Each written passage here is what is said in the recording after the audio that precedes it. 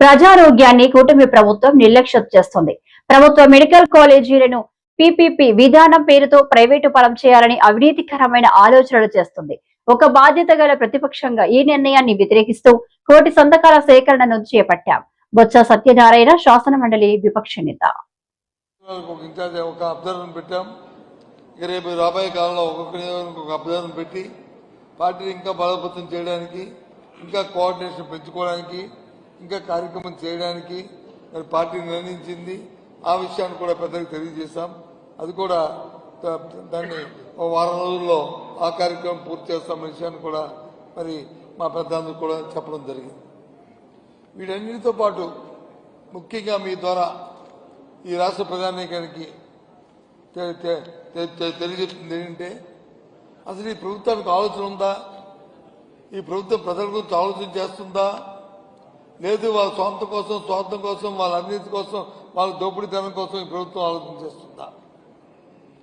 నాకు తెలిసి ఈ దేశంలో కాదు ప్రపంచంలో ఎక్కడా కూడా ప్రజా ఆరోగ్యం కానీ విద్యా వైద్యం రెండు ప్రభుత్వ ఆధీనంలో ఉంటాయి తప్ప ఎక్కడా కూడా ప్రైవేటుకి 100% ఎక్కడ ఇచ్చిన దాఖలాలు ఎక్కడా లేవు.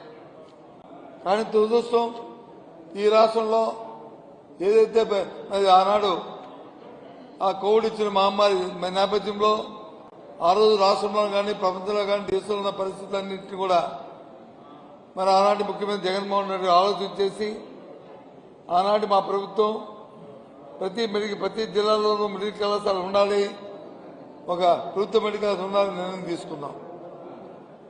ఆ నేపథ్యంలోనే కొత్తగా ఏర్పడిన జిల్లాల్లో సుమారు 17 జిల్లాల్లో మెడికల్ కళాశాల లేకపోతే 17 జిల్లాల్లో కూడా మరి ప్రభుత్వ మెడికల్ కళాశాలను ఏర్పాటు చేయడం జరిగింది.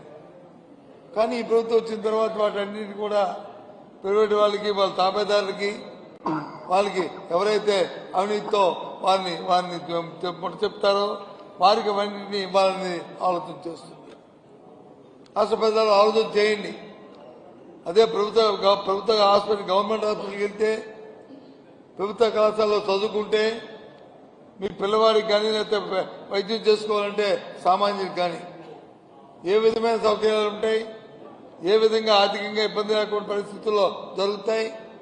కానీ ఇవాళ ఈ ప్రభుత్వంలో మరి తీసుకున్న నిర్ణయం వల్ల రేపు రాబోయే కాలంలో మరి ఏ విధంగా ప్రజా వైద్యం మరి ప్రైవేట్ పరం పోయి ఎంత ప్రజా ఇబ్బంది పడాల్సి వస్తుందో ఆలోచన కోరుతున్నాను.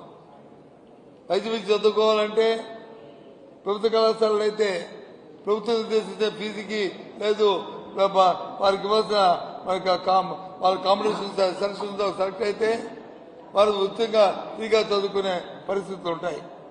కానీ అదే ప్రభుత్వ కళాశాలలు అయితే వాళ్ళు బ్యాక్ డోర్లో మళ్ళీ వాళ్ళ దగ్గర నుంచి కోటాది కోటి రూపాయలు కట్టుకుని ఆర్థికంగా ఉన్నవాడే తప్ప సామాన్య ఎవరైనా చదువుకునే పరిస్థితి ఉంటుందా ఆలోచన కోరుతున్నాను. ఇంతెందుకు మన అమలాపురంలో ప్రైవేట్ కళాశాల ఉంది, ఓ ప్రైవేటు మెడికల్ కళాశాల ఉంది, రాజమండ్రిలో ప్రైవేట్ మెడికల్ కళాశాల ఉంది. అక్కడికి వెళ్ళి వైద్యానికి వెళ్ళండి. ఎవరైనా సరే సామాన్యులు వచ్చి ఏ విధంగా అక్కడ వైద్యం వాళ్ళు వచ్చి చేస్తారో, ఎంత వాళ్ళకి ఫీజు వాళ్ళ దగ్గర నుంచి కలెక్ట్ చేసుకుని లేకపోతే పేషెంట్ ని పంపమని చెప్తారో ఆలోచన చేయమని కోరుతున్నాను. అదే ఎందుకంటే అదే సీట్లలో అదే చదువుకు వైద్య విద్యకి వెళ్తే, అదే ప్రభుత్వ వైద్య కళాశాల అయితే రంగనాయ మెడికల్ కళాశాలకి వెళ్తే అక్కడ పాస్ అయితే మరి ఉచితంగా చదువుకొని ఆ పిల్లవాడు వైద్యపరంగా ఉత్తీర్ణత చెందే అవకాశం ఉంటుంది. అదే పక్కన జిఎల్ కళాశాలకు వెళ్ళినా లేదా అమలాపురంలో ప్రైవేట్ కళాశాలకు వెళ్ళినా ఏ విధంగా ఎంత కోటాది కోటి రూపాయలు లక్షలాది రూపాయలు కట్టుకుని చదువుకునే ఓ దేని పరిస్థితి ఇక్కడ ఉన్న విషయాన్ని ఈ సందర్భంగా మనం చేస్తున్నాం. మరి ఎందుకు ఇవాళ ఈ ప్రభుత్వం నిర్ణయం తీసుకుందంటే వాళ్ళ స్వార్థం కోసం, సొంతం కోసం ఈ ప్రజా ఆరోగ్యాన్ని ఇవాళ మంటగలిపే పరిస్థితి వాళ్ళు చేస్తుంది. ఈ 18 నెలల కాలంలో ఏ రంగంలో కూడా ఈ ప్రభుత్వం వచ్చి ఆలోచన చేయట్లే. ఏ ఒక్కరు కూడా సుఖంగా సంతోషంగా ఇవాళ లేరు. ఎంత ఆర్భాటంగా చెప్తాం. ఉదాహరణకి ఒక్క మాట చెప్తున్నాను, మీకు మనం చేస్తున్నాను. ఈ 18 నెలలు ఇవాళ భారతదేశంలోనే ఎన్ఆర్జీఎస్ మనకు తెలుసు, పనికి ఆహార పథకం, పనికి ఉపాధి పథకం, ఆ రోజు మన్మోహన్ సింగ్ గారు ఉన్నప్పుడు ఆ కార్యక్రమాన్ని తీసుకొచ్చి భారతదేశం అంతా కూడా పెట్టిన నేపథ్యం, ఆ రోజు కేంద్ర ప్రభుత్వం పెట్టిన నేపథ్యం.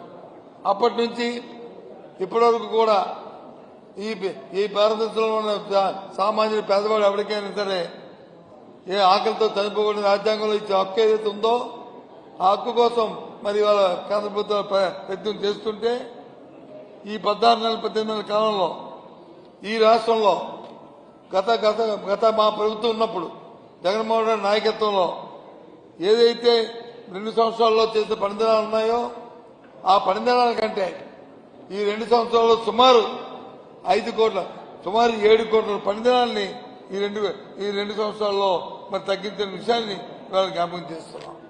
ఇది వాస్తవం. ఇది కావాల్సిన మీరు వెళ్ళి గ్రామాలను కొనుక్కోండి. ఇవాళ ఈ ప్రజలు చెప్తారు ఆ రోజు వచ్చి 21 కోట్లు పనిదినాలు వచ్చి 2 సంవత్సరాల్లో చేస్తే ఈ కాలంలో సుమారు 15 కోట్లు కూడా పనిదినాలు చేయలేని పరిస్థితి. ఉపాధి అంటే ఎక్కడో కాదు, కేంద్ర ప్రభుత్వం నిధులు ఇవాళ ఖర్చు పెట్టలేని పరిస్థితి. సుమారు 2,000 కోట్ల రూపాయలని ఈ 2 సంవత్సరాల్లో గ్రామాల్లో ఉన్న సామాన్యుడికి రైతు కూలీకి ఇవాళ రాకుండా ఇవాళ దుర్మార్గంగా చేస్తున్న ఈ ప్రభుత్వం పైపెచ్చు పెద్ద పెద్ద మాటలు పెద్ద పెద్ద కబుర్లు చెప్తుంటారు. ఏం చేస్తుంది ఈ ప్రభుత్వం? నేను అడుగుతున్నాను ప్రజల తరఫున, మీకు బాధ్యత లేదా ఈ ప్రభుత్వానికి అడుగుతున్నాను. మీ ఇంట్లో పంపిస్తున్నామా అడుగుతున్నాను. మీ తాలూకు కాదు కదా ఇది కేంద్రం ఇస్తుంది పనివాడి కోసం పేదవాడి కోసం ఇస్తున్న ఈ పనికార పనికి ఇచ్చిన పనిదినాన్ని కూడా సక్రమంగా నువ్వు పర్యవేక్షణ చేసి ఆ పేదవాడికి అందించిన దేని పరిస్థితిలో ఈ ప్రభుత్వం ఉన్నది. వీళ్ళొచ్చి పెద్ద పెద్ద ఉద్యోగాలు ఇస్తాం, 20 లక్షల ఉద్యోగాలు ఇస్తాం, 30 లక్షల ఉద్యోగాలు ఇస్తామంటే ఎంతవరకు నమ్మడమో నమ్మశక్యమో ఆలోచించమని కోరుతున్నాను మీ ద్వారా ఈ రాష్ట్ర ప్రధానికాన్ని. ఇస్తున్న దాన్నే సక్రమంగా పేద ప్రజలకు అందరికన్నా